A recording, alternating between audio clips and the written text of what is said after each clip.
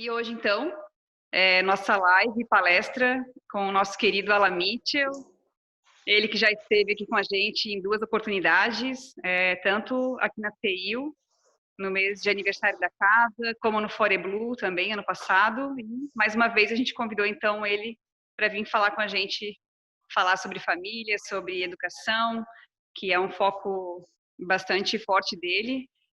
Para quem não conhece, o Alan Mitchell, ele é um dos idealizadores e autores das histórias infantis com a Turma da Mônica, né, entre outros livros também. E ele vem trabalhando bastante nessa quarentena com as lives, né, Alan? E eu vou deixar, então, a palavra com ele para ele passar para a gente, então, esse conhecimento e essas informações. Obrigada, né, para a gente começar, né, Alan? Obrigada pela sua participação, pela sua presença aqui com a gente mais uma vez. Eu que agradeço. Então, com você agora. Prontinho. Olá, pessoal. Olá, meus amigos que nos encontram. Estamos aqui mais uma vez com essa possibilidade de nos encontrar online, pela primeira vez aqui com vocês mais próximos, com vocês aí de Santa Catarina, do CEIU, ou todos vocês que acompanham o trabalho feito pelo CEIU, Recanto do Saber. Então, mais uma vez, gostaria de agradecer a toda a equipe pelo convite. Né, como a Gabi bem lembrou, estivemos aí no Foreblue do ano passado, também no aniversário da casa, e foram ambos momentos muito especiais. E quando a gente acaba sendo convidado para momentos especiais assim, a gente acaba também se sentindo um pouco especial, um pouco parte da família que realiza todo esse manancial de atividades. São várias atividades realizadas, são várias atividades necessárias para o nosso próprio saber. Eu acho que esse nome, Recanto do Saber, é incrível, porque faz com que a gente pense sobre o nosso autoconhecimento, essa necessidade de nos descobrirmos a todo momento, porque a todo momento nós nos descobrimos. Nós nos descobrimos em novas atitudes, em novos pensamentos, em novas formas de lidar com situações complexas, até nas situações simples. Vocês também já devem ter percebido que algumas vezes vocês mudam um pouco, nós mudamos um pouco as nossas reações e as nossas escolhas também, muitas vezes a gente muda um pouquinho. E, obviamente, quando nós fomos convidados a falar do tema, pensar um pouquinho sobre a questão da quarentena, como a gente tem se relacionado, provavelmente vocês já devem ter ouvido muitas coisas, muitas matérias, muitas reportagens, muitos vídeos, muitos podcasts, muitos áudios a respeito de tanto assunto que nos faz refletir sobre essa quarentena. Muitas pessoas chamam a quarentena de um momento de reclusão, muitas pessoas chamam a quarentena de um momento de prisão temporária, né? E, na verdade, no meio espírita, a gente tem tentado falar um pouquinho sobre a ideia do recolhimento. Porque todos nós nos encontramos recolhidos, muitos de nós temos a possibilidade de sair de casa, outros não temos essa possibilidade, por sermos um pouco da faixa de risco, né? Por sermos um pouco mais afetados, possivelmente, pela ação do vírus. Porque esse vírus ele não veio brincar, né, minha gente? Ele veio realmente fazer um trabalho. Porque tudo que se encontra na natureza, e o vírus é um ser biológico, as bactérias são seres biológicos, fazem parte da natureza que compõe todo o nosso planeta, a nossa vivência e nossa existência, né? Tudo isso acaba nos trazendo experiências. E essas experiências, obviamente, vão nos fazer interagir com situações novas. Muitas vezes são situações antigas ou repetitivas, porque às vezes a gente tende a repetir algumas dos nossos velhos hábitos. Mas, ao mesmo tempo, se faz a todo momento uma proposta nova, não é mesmo? E muitas vezes essa proposta ela vem em forma de desafios. A Joana de Ângeles, inclusive eu lembro de ter falado isso no Foreblue, ela vem lembrar uma frase de Jesus que vem nos trazer a seguinte reflexão: vós sois deuses. Olha só que mensagem. Vós sois deuses. Podeis fazer do que eu faço e muito mais. A reflexão que Jesus nos traz, essa reflexão de potencialidade, de uma energia tão grande que a gente não consegue nem mensurar.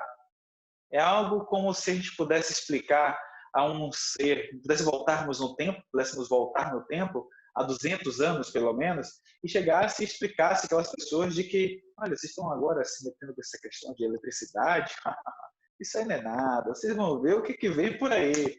E eles não iam conseguir conceber. Da mesma forma somos nós. A gente não consegue conceber o que vai acontecer daqui a 200 anos. Não consegue. Né? As coisas estão indo muito mais rápido agora, a gente não consegue conceber o que vai acontecer daqui a 30, daqui a 20 anos. Ou pelo menos tentar imaginar. E aí, quando a gente vê essa mensagem de Joana, ela vem fazer a reflexão de que quando Jesus fala, vós sois deuses, na verdade isso trata-se de uma proposta-desafio. E essa proposta-desafio é para mexer conosco, para que a gente possa sair de onde nós estamos, para fazer muito mais coisas. E aí é que está a questão. Quando eu estava lá fora, podendo olhar para o que tinha lá do outro lado e tudo mais, a gente poderia pensar assim, meu Deus, mas o que essa luz, essa questão de todo esse potencial que está aí à minha disposição lá fora? E aí, de repente, a gente começa a perceber que não é bem assim. As coisas, elas lidam com situações que você não tem controle. E quando você não tem controle, a gente fica meio perdido, porque antes eu controlava, antes eu tinha um certo poder de ação sobre uma coisa ou outra. E agora isso já não é mais tão possível, porque me tiraram isso de mim. E quando eu conseguia fazer esse tipo de situação, a gente começa a imaginar de que lá no quando a gente estava nas ruas, a gente começava a pensar o que eu estou fazendo, né? O que eu estou fazendo, quais são as minhas escolhas, o que agora, a partir de agora eu vou poder decidir. E aí de repente você começa a perceber que com essa nova forma de não ter mais esse acesso de poder de decisão, nós nos sentimos um pouco menos empoderados, né? E aí como é que eu faço agora? Porque antigamente eu ia para as ruas, eu interagia, eu falava, eu fazia, e aí eu tinha toda essa liberdade, e agora eu não posso nem sequer botar meus pés lá fora do jeito que eu gostaria, ir para o mercado, da forma que eu gostaria. Existe um monte de limitações, um monte de coisas que me impedem de tomar atitudes normais, cotidianas, né, rotineiras. Então eu preciso remodelar a maioria da minha rotina. E aí, a partir de agora, existe algo muito mais além. Porque antigamente, olha, antes, nós tínhamos a possibilidade de fazer um planejamento, de fazer uma organização. Então, vamos imaginar, a Maria ela acorda às 5h15 da manhã, e aí ela começa a se arrumar, a levantar da cama, vai até o guarda-roupa, a gaveta, puxa ali uma roupa, e aí ela coloca aquela roupa, molha o rosto, escova os dentes, e aí vai até a sala e começa a fazer o seu processo de alongamento. Ela alonga, faz vários tipos de exercícios, algumas Marias podem fazer a yoga, outra apenas uma leve meditação. Então, uma introspecção, um alongamento do corpo para poder começar o dia muito melhor. Ok. Aí chega o alarme, toca, 20 minutos depois, 25 minutos depois, ela lembra que precisa fazer uma outra tarefa. Essa tarefa agora é ir até o quarto dos meninos, dos filhos, e acordar os filhos, preparar para a escola, e colocar para tomar banho, coloca para escovar os dentes, enquanto isso ela vai na cozinha, já prepara o café da manhã, e por aí vai, né? Se tiver marido, o marido também já levanta, que faz a parte dele, e aí, no caso, o José, né? E aí também vai ajudar os meninos, e por aí vai. Essa era a nossa rotina, de certo ponto. É claro que cada um de nós temos a nossa própria rotina. Mas isso ela tinha um controle. Só que agora você não vai mais acordar para levar os meninos para a escola. Você vai ter que fazer um outro tipo de situação. Em alguns estados existem essa possibilidade do governo estadual oferecer a opção de estudo online, ou estudo através das TVs, da TV local, ou da TV educativa, da TV estadual, enfim. Então, quer dizer que a gente teve que, todos os setores nós tivemos que nos adaptar para essa nova situação. Uma situação que não foi pensada antes, que não foi planejada, ninguém tinha imaginado que isso sequer podia acontecer, e todos nós agora estamos com essa possibilidade de refletir sobre tudo isso, tudo que acontecia antes, né? Então, e agora? Como é que você está lidando? Provavelmente nessa altura do campeonato, nessa altura que nos encontramos, você já fez todo esse processo de adaptação, né? Eu estou fazendo apenas uma reflexão de como é que isso aconteceu lá um pouquinho lá atrás. E aí a gente precisou fazer essas adaptações. Então, a partir de agora, eu preciso pegar o meu modelo de programa diário e eu tive que fazer todo um tipo de mudança, e essa mudança afetou possivelmente meus familiares, afetou o meu trabalho, afetou o meu organismo. Meu organismo está sentindo coisas diferentes que antes não fazia. Mas a grande questão é, o que eu tenho feito? Isso que eu tenho feito tem afetado positivamente a minha vida ou tem, de uma forma, me deixado desregulada, de uma forma desprogramada, e esse desprograme acabou, de alguma forma, me deixando um pouco mais fora do processo de conexão com uma certa estabilidade. E aí, nessa certa estabilidade, o que eu vou fazer? Que agora eu tenho que atitudes eu tenho que tomar? Então, a grande questão, quando vai afetar a nós mesmos, a gente precisa, como eu falei um pouco tempo atrás, de buscar esse autoconhecimento.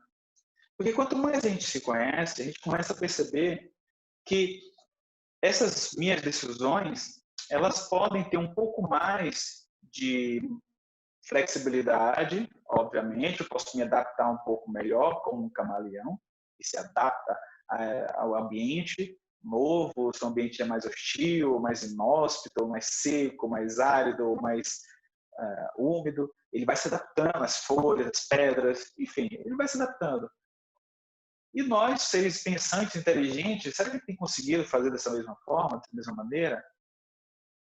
Quando a gente consegue perceber que nós temos essa capacidade, fica mais fácil a gente acreditar nesse potencial que nós temos e, a partir daí, pensar, refletir sobre quais são as melhores escolhas. E aí, afetando a gente de uma forma mais positiva, que menos destrua esse corpo, esse organismo que eu tenho aqui. Porque esse organismo, ele é minha propriedade momentânea, né? Está emprestado para a minha pessoa. Mas se eu não cuidar muito bem dele, posso desgastar ele mais rápido. É o que tem acontecido com muitos de nós. Eu não sei vocês, mas eu tive grandes dificuldades para me adaptar. A questão de alimentação, em certos momentos, eu precisei mudar algumas coisas para poder fazer com que esse momento que eu estou aqui, eu não comece só a comer, pedir comida fora e comer o que encontrasse à disposição do mercado, porque a escassez nos supermercados acabaram afetando de alguma forma o reabastecimento, né? Quando eu vou hoje no mercado, a quantidade de itens à disposição é muito menor. Eu não sei com relação a cada cidade, a cada estado, a cada bairro, na sua região, se está assim. Mas aí eu preciso buscar alternativas. E aí, engraçado, porque é como se fosse um grande manancial de situações, né? E aí eu preciso pensar, e agora, meu Deus, até a minha alimentação está comprometida, o que eu vou fazer? Porque quando você tem a opção, você vai, né? Por exemplo, uma coisa que eu aprendi na economia, na administração, eu sou administrador, quando você tem, por exemplo, alguns itens no mercado, você vai e escolhe, por exemplo, eu estou acostumado a comer manteiga, então eu vou sempre comer manteiga. No dia que a manteiga subir o preço, você tem que buscar uma alternativa. Essa alternativa geralmente é margarina.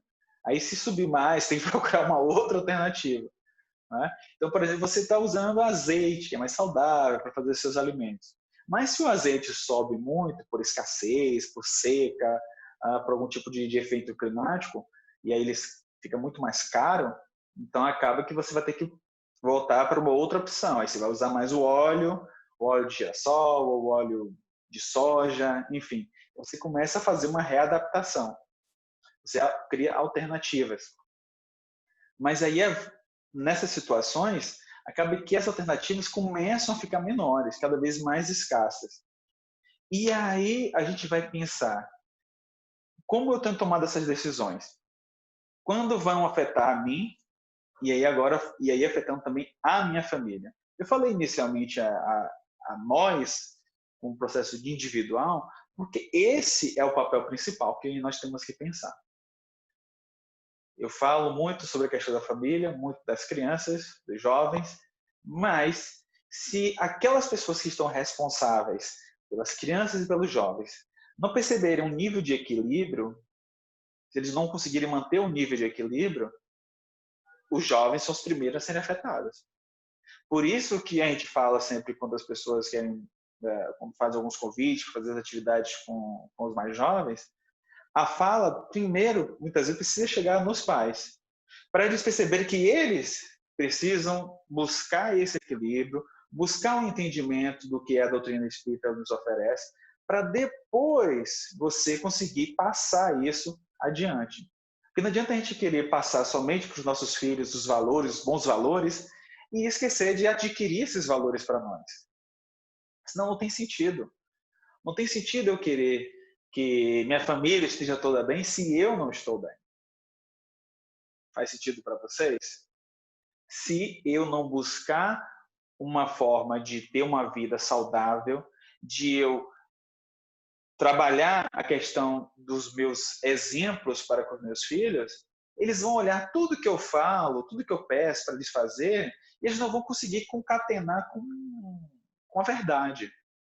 A gente sempre brinca a questão daquela eu faço uma lembrança de uma brincadeira da seguinte forma: a criança geralmente hoje em dia está muito com celulares, e aí os pais falam: olha, filho, é bom, você precisa falar a verdade, porque mentir é feio, mentir não pode, não é legal e tal. E aí tudo bem. Aí o telefone toca, geralmente quem está com o telefone são eles olham para o telefone e diz: pai, mãe, é fulano de tal, olha, é o tio Alan que está te ligando. E aí você chega e fala assim: ai meu Deus, não posso atender, diga que eu não estou. Pronto. Perdeu a oportunidade de dar uma lição verdadeira da importância da verdade, independente da situação, independente de você não gostaria de atender, não gostaria de falar, né? Então, assim, a gente às vezes perde um pouco dessas oportunidades de dar o exemplo. Então, a gente precisa buscar esse equilíbrio, para quando a gente for convidado a falar ou a demonstrar, dar testemunho da verdade, aí você não precisa falar. A sua ação o tempo todo vai demonstrar isso para eles. E aí é que está o grande dilema, meus irmãos. Porque nesses momentos de quarentena, vocês, eu, todos nós, estamos muito mais tempo em casa. E estando muito mais tempo em casa, pelo menos a grande maioria de nós, estamos sendo forçados, né, nesse momento de recolhimento, a ficar em casa, porque muitos de nós não podemos, precisamos ir para as ruas, precisamos estar trabalhando em situações que são um pouco mais emergenciais, inclusive da área de saúde e tantas outras, segurança. Então, quando você vai passar por esse momento de estar mais tempo em casa com a família, com o marido, com a esposa, com os pais, com os filhos, você vai estar muito mais tempo com eles e aí vocês vão se conhecer muito mais. Na verdade, é uma grande oportunidade de estar mais presente com essas pessoas. Só que aí tem um detalhe. Quando você está mais tempo com essas pessoas, muitas vezes essas pessoas elas vão te confrontar, elas já te conhecem, já sabem da maioria das coisas que vocês gostam, das coisas que você não gosta, e aí Então, muitas vezes elas são impacientes, ou você é impaciente com elas, já no nível de interação que se tem, e acaba que você vai ali buscar uma forma de tentar reagir ao que o outro fala. E aí, nessa questão de reagir, muitas vezes a gente acaba sendo agressivo. Agressivo na forma de falar, agressivo na hora de se colocar, e aí a gente perde a cabeça. Então, quer dizer, como a gente pode aproveitar melhor essa quarentena? Né? Como é que vocês têm feito? Eu acho que vocês podem colocar, né, aí o que vocês têm feito, mas a nossa reflexão aqui, que a doutrina espírita nos traz, é que, primeiro, é essa busca de conhecimento. Porque a gente vai começar a saber os nossos limites. Porque eu vou saber que eu não consigo fazer determinado tipo de coisas, eu vou saber que eu devo treinar um pouco outras coisas, um pouco mais, eu preciso desenvolver algumas outras habilidades. Então, quando nós temos a nossa oportunidade, essas atividades, esses cursos que vêm nos oferecer um pouco mais de conhecimento sobre nós mesmos, um pouco mais de entendimento sobre as nossas capacidades, isso é muito positivo, porque aí a gente vai ter uma outra forma de renovação de nós mesmos. Porque é isso que a gente tem que buscar aqui. Que é mais uma experiência da reencarnação, quando Kardec faz as perguntas do que é o objetivo da encarnação, e aí os espíritos vão dizer que a encarnação é um objetivo, nosso objetivo, a nossa missão é a busca da perfeição. Isso é na questão 134, se eu não me engano. E aí um pouquinho lá atrás, na 115, Kardec já tinha perguntado, mas teria Deus criado seres bons e outros maus? E aí novamente os espíritos, e aí novamente não, e já antes os espíritos já tinham respondido, Deus criou todos nós, todos os seres simples e ignorantes, mas criou com uma missão, a missão de chegar até a perfeição. Porque às vezes a gente pensa que a nossa missão é alcançar, curar o mundo, é ajudar os mais pobres, é ajudar os doentes, tudo é fazer alguma coisa para os outros, né? E esquece de fazer para si mesmo. Esse é o grande questão, esse é o grande dilema das nossas vidas. A gente encontra um marido, encontra a esposa e quer viver para isso, quer viver para os filhos, e esquece de que a gente precisa viver para a gente também. Só que, na verdade, principalmente para nós. Porque se a gente fica achando que está ajudando o outro, a gente, na verdade, acaba entrando em conflito com o outro, porque a gente quer impor a nossa ideia de perfeição no outro. Então, como é difícil a gente estar mais tempo em casa, agora, e ficar jogando um nível de perfeição para o outro, para os filhos, que eles não podem fazer isso, que eles têm que fazer aquilo, eles têm que estudar mais, e muitas vezes a gente não se dedica aos estudos. Então, como é que eu posso exigir mais dos meus filhos se eu não estou exigindo mais de mim? E aí? Eu preciso exigir dando um exemplo. Como eu posso querer que meu marido vá estudar, vai conhecer um pouco da doutrina espírita, por exemplo, se eu não estou estudando em casa? Né? Eu preciso dar uma olhada nos livros, participar mais. Minha mulher, então vou começar a colocar um exemplo. Uma coisa muito interessante que eu vi quando eu morei, que eu percebi quando eu morei fora do Brasil, eu morei nos Estados Unidos, os maridos ou esposas, né, nativas, no caso, então, por exemplo, os maridos americanos, eles começavam a participar um pouco do que era o espiritismo. Eles não eram espíritas, não se identificavam como espíritas, mas eles falavam que achava muito bom o que era feito, achava a participação muito interessante. Isso tudo se dava porque, através do exemplo das esposas, de como elas se comportavam em casa, de como elas se melhoravam em casa, indo até a casa espírita, isso dava para ele uma ideia de que aquele local era um local muito bom de estar.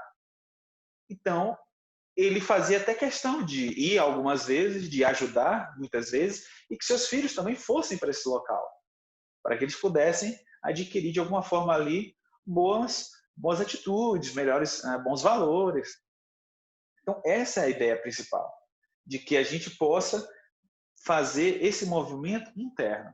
Porque senão a gente não vai entender uma das grandes mensagens do Cristo, e aquele momento que alguém chega para ele e fala: mas mestre, qual seria o mandamento, o primeiro mandamento de Moisés, o maior? Nós devemos abraçar esse mandamento que Moisés nos trouxe, amar a Deus acima de todas as coisas?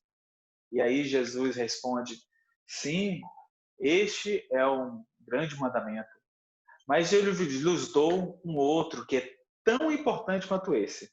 Então, Jesus não revogou o mandamento primeiro, ele não disse que era mais importante, ele não disse que o segundo era mais importante do que esse primeiro, ele não disse que o que ele ia falar era mais importante. Ele chegou e disse: eu lhes dou um segundo mandamento, que é tão importante, é tanto quanto, do mesmo nível importante do que amar a Deus. Amai ao próximo como a si mesmo. Esse amar ao próximo é maravilhoso. Só que tem um detalhe, porque tem uma condição. Como a si mesmo. Ou seja, não adianta você amar o próximo se você ainda não se ama. E isso é muito difícil. Porque a gente não pensa muito sobre esse mandamento. Esse mandamento, se a gente conseguir vivenciar ele vai nos ensinar muito. Porque não é de forma alguma dizer que a gente precisa nos amar, temos que nos amar. Os outros é depois. Depois quando, cara pálida? Depois quando? Se você tem que aproveitar a existência, cada existência. Você não pode pensar, então, nessa encarnação, agora eu vou pensar só em mim. Vou somente me amar. E nas próximas encarnações, quem sabe aí eu lembro de amar a Deus, meus filhos, meu esposo, minha mãe, meus pais, meus amigos. Né? Então, por isso que é essa reflexão. Amar ao próximo como a si mesmo. Então, quando você for pensar em amar o outro, ame-se. Quando você for pensar em se amar, ame o outro. Pense em amar o outro. Só que primeiro a gente precisa pensar nesse interno aqui. Ó. Eu tenho que cuidar desse corpo. Cuidando desse corpo, aí eu consigo imaginar e respeitar o outro. Porque se eu percebo o que me faz sofrer, quais são as dores que eu tenho, eu vou pensar também no outro. Vou dizer, não, peraí, se eu fizer isso, eu não gostaria que fizesse comigo. Então, quer dizer, se isso não me faz muito bem, provavelmente não deve fazer o outro. Então, meu filho também, será que ele vai gostar? Que eu obrigue ele a fazer isso de qualquer jeito, sem explicar, sem conversar, sem carinho, sem uma palavra de amizade, conforto. Eu preciso conversar, eu preciso ter um pouco mais de empatia com ele. Então, eu vou conversar com ele para que a gente possa entender e ele perceber o porquê que eu estou pedindo aquilo para ele. Por que eu estou pedindo mais participação em ajudar a casa? Para não haver uma sobrecarga. Precisamos dividir as tarefas. Então, você pode fazer vários exemplos. Conversar com a criança e especificar. Olha só, se forem casados, o marido e a esposa falar, olha, o papai faz isso, porque ele faz isso para me ajudar. E por que a mamãe faz isso? Porque ela está nos ajudando aqui em casa. Então, cabe a nós também dar uma força para a mamãe, porque senão ela não vai ter tempo de ficar com a gente. Eu quero que a mamãe fique com a gente. Eu quero que o papai fique com a gente. Eu quero que a gente tenha um momento de sentar, assistir um filme, assistir desenho, fazer brincadeiras, montar o quebra-cabeças, participar de jogos, fazer joguinhos, passear. Mas para isso, a gente precisa dividir um pouco melhor essas nossas tarefas. Porque aí a gente consegue fazer que essas coisas, preparar a comida, arrumar a casa, limpar a casa, arrumar os brinquedos, tudo isso, a gente dividindo, acaba fazendo com que essas coisas acabem mais rápido. Essas tarefas um pouquinho mais chatas, né? Essas tarefas um pouquinho mais demoradas, elas vão acabar muito mais rápido. São 3, 4, 5 pessoas trabalhando nela. Então, cada um arrumando um pouquinho, vai fazer com que a gente aproveite muito mais tempo em família. Não é isso? Então, esse tipo de abordagem, de conversa, ela precisa buscar, primeiramente, uma forma de interagir de forma calma, tranquila. Obviamente que todos nós temos lidamos com espíritos em diferentes situações, em diferentes níveis de calma, de paciência, de vigilância. Mas isso tem muito a ver com o início. E muitos de nós que estamos no início, aproveitando agora os bebês, aproveitando ainda com 1 ano, 2 aninhos, 3 aninhos, outros já estão com 7, outros já estão com 10, 12, 15, 20. E aí, meu Deus do céu, será que eu perdi o tempo? Será que ainda tenho chance de alguma forma, interagir com meus filhos, e ainda de repente resgatar alguma coisa? Então, há sempre tempo para as coisas. Tá? Independente do momento e da idade dos filhos, se vocês estão pensando estão planejando ainda ter filhos, se vocês já os têm em determinadas idades, há sempre possibilidade de fazer a correção de rumo, mas a correção de rumo da forma com que a gente tem lidado com os nossos filhos, com os nossos entes queridos. É a mesma forma que a gente poderia pensar no casamento.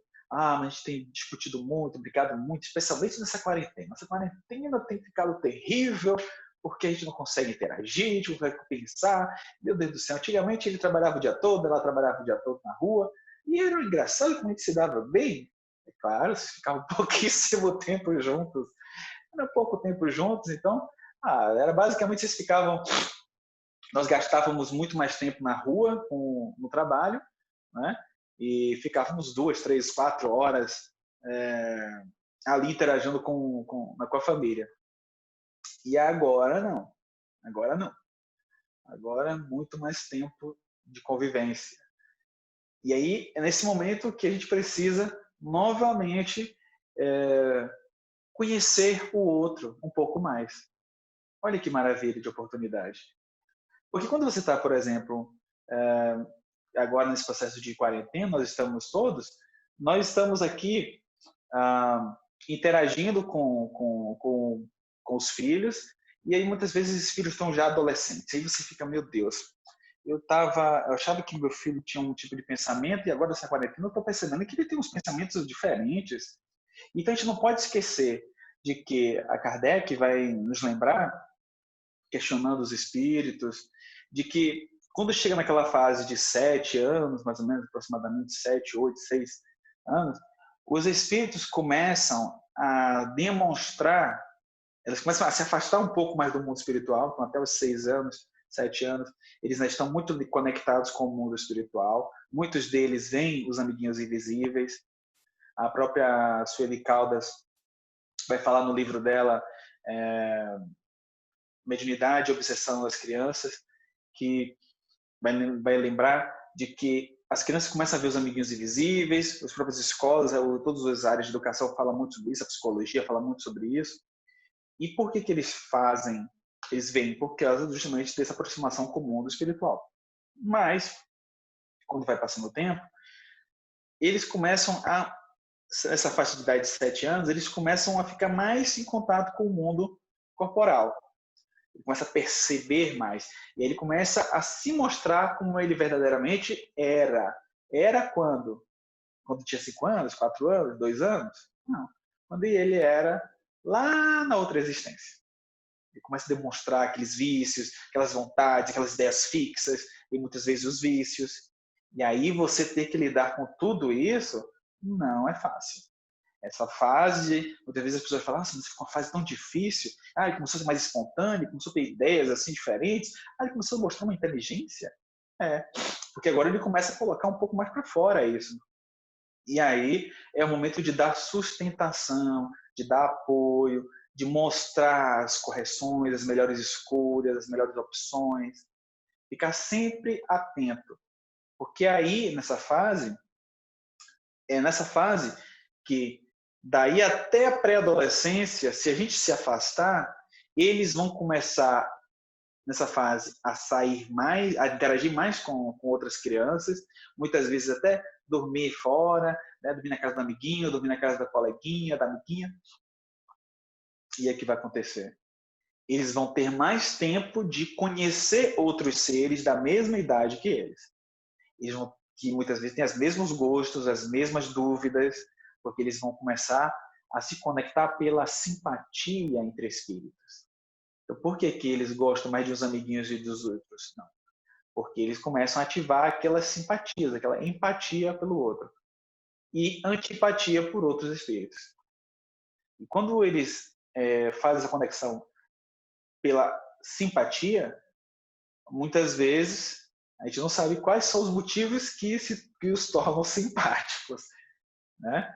Então, aí se faz necessário sempre estarmos presentes, orientando, oferecendo às crianças, aos jovens, esse momento de conhecimento sobre a vida e que a evangelização espírita oferece de forma muito especial. No livro Conduta Espírita, em tantos outros livros, fala sobre essa importância do papel do pai, da mãe, como verdadeiros guias desses novos espíritos que reencarnam na Terra.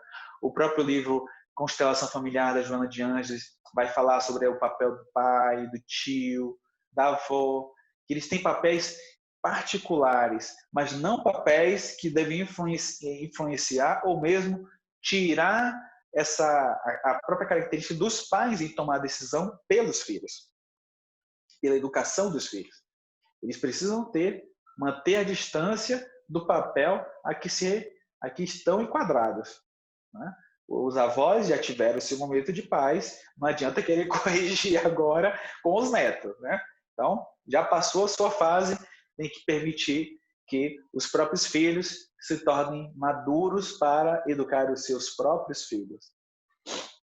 Os tios vão ter os seus próprios filhos, não adianta querer cuidar dos sobrinhos como se fossem seus filhos, porque não vai ser assim, a não ser que vocês, por algum motivo, né, por alguma situação, precisem se tornar ou colocar-se como nos papéis de pais.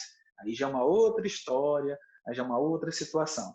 Mas quando nós não temos esses papéis de pais, a gente precisa assumi-los como tal, né? Assim como todos os outros papéis precisam ser vestidos literalmente e executados da melhor forma possível.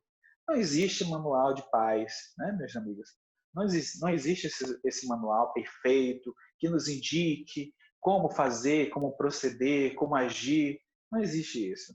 Então, não existindo isso, a gente precisa ficar tranquilo com os nossos erros, porque os erros fazem parte do nosso processo encarnatório. Nós estamos aqui para aprender, né? Então, nesse processo que nós temos de aprendizado, aí cabe a nós pensar sobre as falhas, refletir sobre as falhas e conversar. Conversar, literalmente, né, com os pais, com o marido, esposa, com os cônjuges, com os filhos, ter confiança, acreditar, dar um pouco de voz, precisa dar voz também para as crianças, para os jovens. E aí, nesse momento de quarentena, a gente precisa aproveitar tanto esse momento de sentar com eles, de verificar, de conhecer um pouco melhor os seus gostos, quais são os filmes que eles gostam, as séries de TV, os vídeos que eles assistem no YouTube. Porque nesse processo anterior da quarentena, cada um ficava no seu quarto assistindo os seus vídeos, seus canais no YouTube preferidos, seus YouTubers, e você não sabia, não fazia ideia do quais eram os gostos deles. E a partir de agora, não. A partir de agora, você tem novamente uma oportunidade reforçada para isso. A espiritualidade tem tudo isso sob controle. Nos ofereceu novamente mais uma chance de correção, mais uma chance de separar um pouco mais o joio do trigo, claro, né? Aí a gente vai dizer, meu Deus, mas todo mundo que morreu era joio? Calma, nem todo mundo que desencarnou era joio. Mas existe, obviamente, alguma separação, sim, claro, para outras funções. Às vezes a gente acha que todo mundo que está em uma situação um pouco diferente da nossa, porque a gente se encontra privilegiado, já acha que nós já somos os melhores. E não é assim. O próprio Chico, só para a gente poder ir começando a encerrar a minha parte, o próprio Chico lembra que, numa situação, tem uma história que fala disso, que ele estava andando pela rua e de repente encontrou um mendigo, e aí ele deu uma pausa e foi até aquele morador de rua, conversou um pouco com ele, e as pessoas ficaram assim, meu Deus, coitado do morador de rua, ainda bem que o Chico foi lá conversar com ele. Então já viu o morador de rua como se fosse um pobrezinho, um pobre coitado. E aí o Chico voltou e falou, meus irmãos, ali, na verdade, é um espírito nível hard, nível top, nível number one, né? E que escolheu passar para o seu próprio processo de grandeza, não de processo de grandeza em si, mas processo de busca ainda maior de todas as experiências terrenas, de todas as experiências terrenas que ele já tinha vivido. Essa era uma experiência que ele não tinha passado e que ele fez questão de passar por essa experiência para poder ter muito mais respaldo quando fosse colocar o seu exemplo. Então, olha só que coisa. Quem de nós poderia dizer que pode fazer algo como isso, né? Por opção própria, chegar, não por motivos outros que nos forçam a isso, que nos forçam porque por causa da droga, que nos leva até joga nas ruas, não por causa da falta de emprego, desespero, que faz com que a gente faça para as ruas, não por causa de uma briga, por causa de uma perda de um ente querido que a gente não consegue lidar e que a gente vai para as ruas, né? Então, muitas vezes a gente sofre uma situação e a gente escolhe aquela decisão para fugir, para abandonar, para correr mesmo, né? Porque a gente não sabe lidar, a gente entra em desequilíbrio, como eu falei desde o início. Então a gente desequilibra e aí a gente acaba pendendo para uma situação que não é das melhores para o nosso aprendizado. Mas existem aquelas pessoas que já vêm com um tipo de tarefa, de missão muito maior, porque já tinha resolvido suas outras questões. Essa aí foi uma opção escolhida por ele. Então, que a gente possa compreender cada vez melhor essas oportunidades que estão aqui à nossa frente, estão aí à nossa disposição. A gente tem tantas opções, como eu falei no início, as instituições espíritas que estão aí oferecendo o curso do ESD, o Estudo Sistematizado da Doutrina Espírita, ou o curso básico de Espiritismo, cursos avançados de Espiritismo, depois o curso de Mediunidade e tantos outros cursos, curso para ser evangelizador, que é tão necessário, porque não basta ser aquela pessoa que não tenho nada para fazer aqui, para onde eu começo? Começa por ali pela evangelização, para cuidar de criança, não. Não é para cuidar da criança, é para educar espíritos milenares. Porque na evangelização espírita não é um lugar onde as pessoas se recolhem para conhecer a doutrina espírita e aí vão lá de vez em quando, não. É um local onde as pessoas precisam buscar conhecer melhor a doutrina espírita para passar para aquelas crianças. E às vezes você pode comparar como sendo de pais, às vezes até um pouco mais superior aos pais, porque muitos pais não têm esse conhecimento espírita para passar para os seus filhos. E ali, na casa espírita, há um grande manancial de informações e de pessoas capacitadas, dedicadas para mostrar a nós espíritos na fase infantil ou na fase da adolescência a conhecer um pouco melhor esse tesouro que é o evangelho trazido por Jesus. Então, que a gente possa sempre lembrar disso.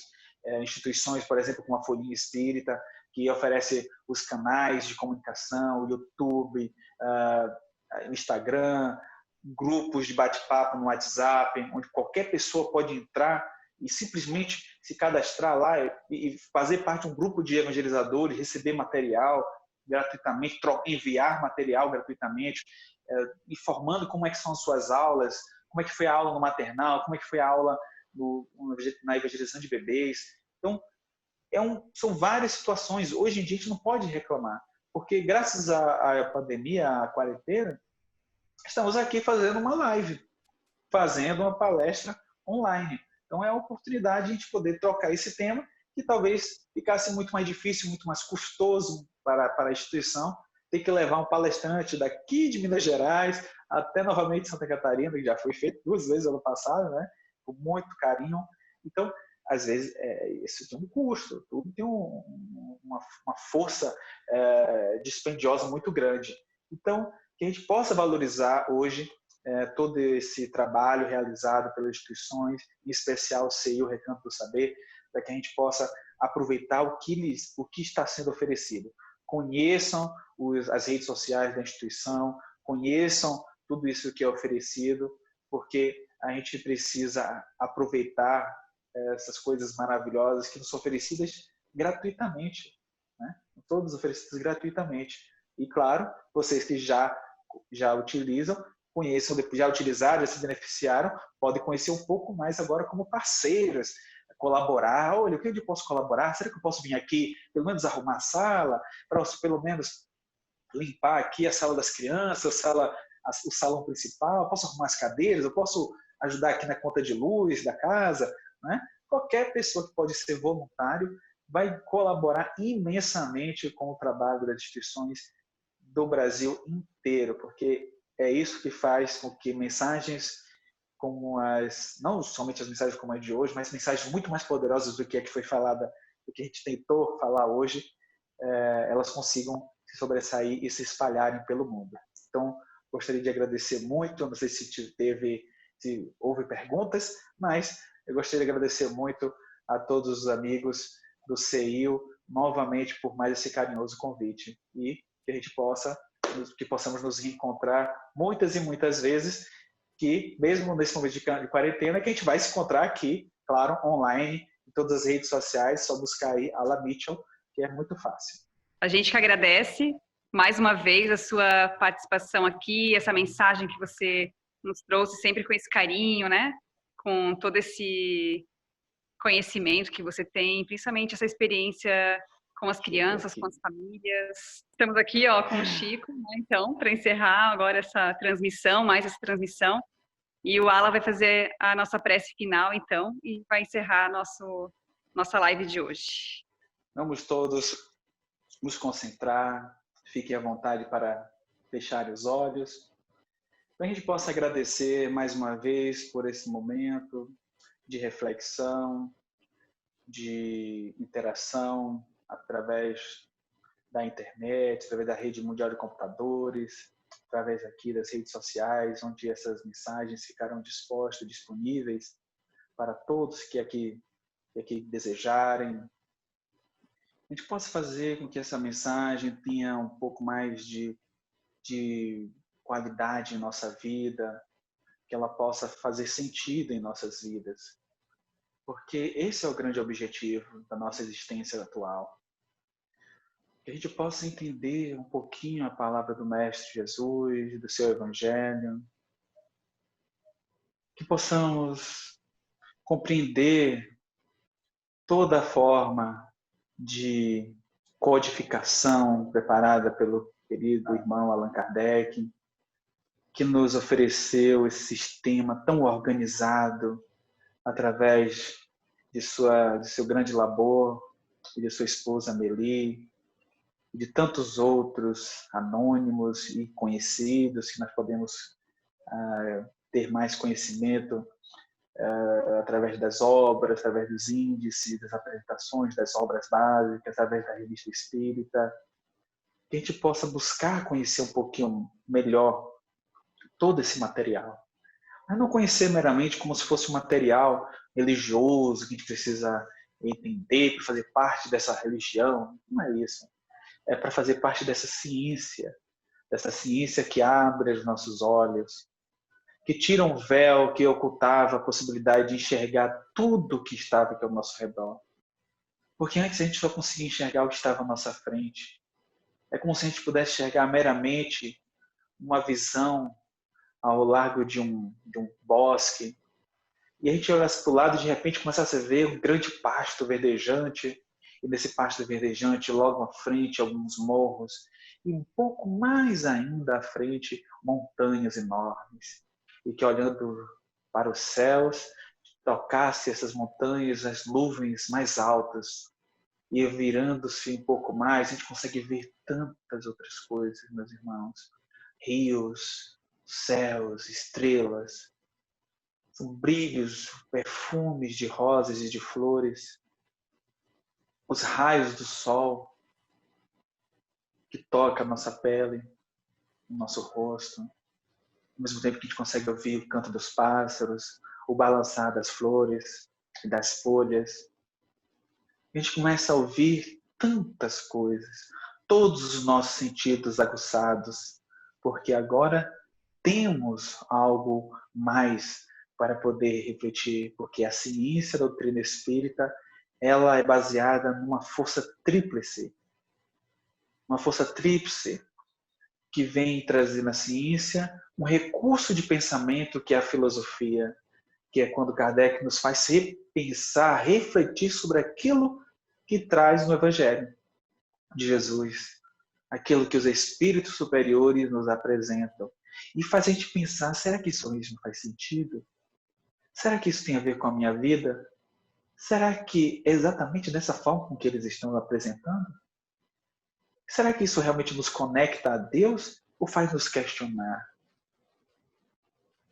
E aí Emmanuel vem trazer uma grande lição, que a doutrina espírita tem um tripé importantíssimo, e um desses é o mais importante, que é o tripé religioso, que faz com que tudo isso que nós pensemos, que nós estudamos, nos ligue, nos conecte diretamente aos céus, com Deus, com suas leis divinas, e faz com que cada mensagem trazida das boas novas e do Evangelho de Jesus tenha ainda mais sentido.